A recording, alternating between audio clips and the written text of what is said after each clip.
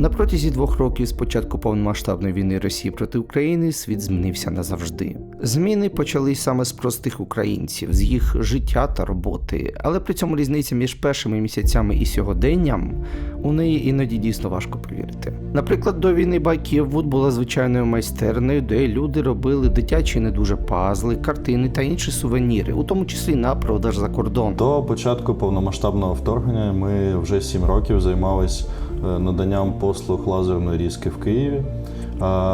Під час локдауну нам прийшлось перелаштовуватись, і ми зайнялися розробкою і продажем фрактальних головоломок по всьому світі, що рятувало людей від нудьги під час локдауну. Сьогодні тематика виробів змінилась. І очевидно, що у бік, так би мовити, актуальної культури. Перед самим стартом вторгнення ми планували розширювати лінійку своїх послуг на виробництво весільних товарів, але сталося зовсім не так, і нам знов прийшлось перелаштовуватись. Втім, якщо глянути, скажімо, сторінку Etsy, то Байківвуд виглядає як і раніше.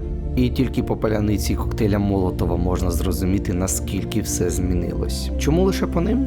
Бо майже всі найбільш важливі та загалом найскладніші роботи мають актуальну, тому морально важку тематику. Наприклад, мені випала честь робити відео про колекцію міста України. Це невеличкі дерев'яні скриньки, створені неймовірними волонтерами-ілюстраторками про їх рідні і не дуже міста. На ілюстраціях показано життя міст до і після початку війни. У кожній скринці також міститься декілька флешетів.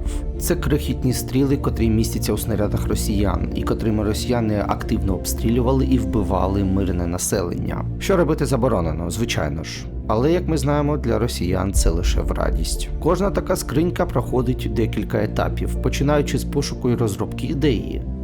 Все це проходить через руки і голови робітників студії. Там, де можливо, робота виконується технікою індустріального рівня точності. Ріжеться пластик і деревина, УФ-принтер наносить малюнки, а інша машина гравіює на залишках, скажімо, гелікоптера чи ракети росіян дату знищення.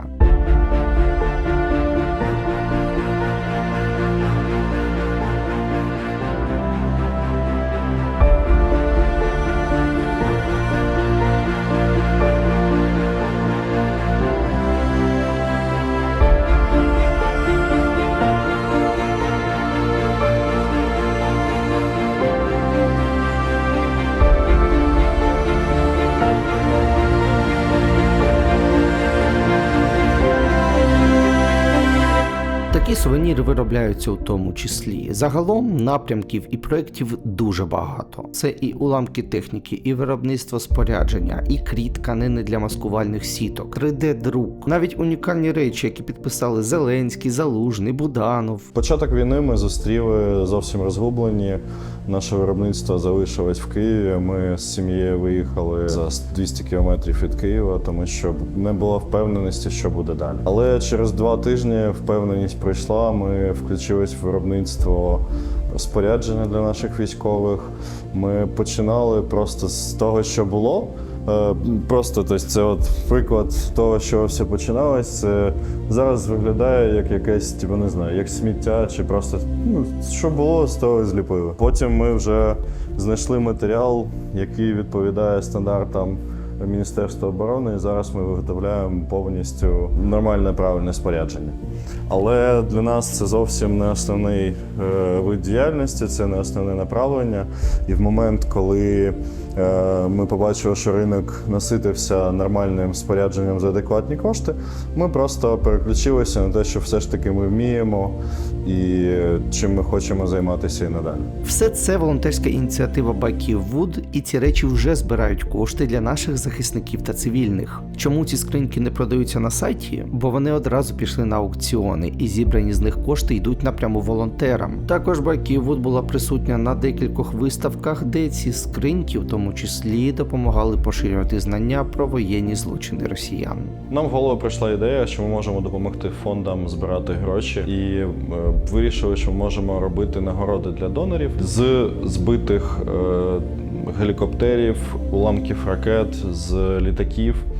використовуючи це для збору коштів на допомогу нашим цивільним, хто постраждав від навали росіян, і військовим. Використовуючи наше обладнання, ми придумали робити дерев'яні бокси з унікальним наповненням, з уламків літаків, гелікоптерів чи чогось іншого.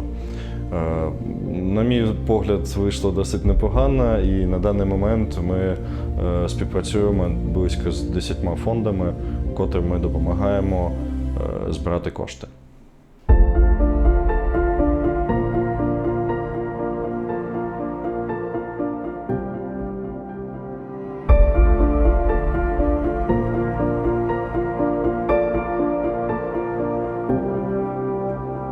Студія Бакєвуд на диво чудово показує силу звичайних українців. Росія, як і будь-яка інша фашистська диктатура з воєнним злочинцем і маньяком за кермом, використовує саме паніку і страх як основну свою зброю. Але навіть найменший сміливий вчинок може від неї захистити. Достатньо однієї сміливої людини, щоб сотня інших виступила проти зла. Достатньо одного сумлінного працівника, щоб сотня інших почала робити свою справу, не дивлячись на неймовірне жахіття за вікном. Зроби добро, і воно пошириться значно далі, ніж видно оку, і допоможе значно більше, ніж ти думаєш.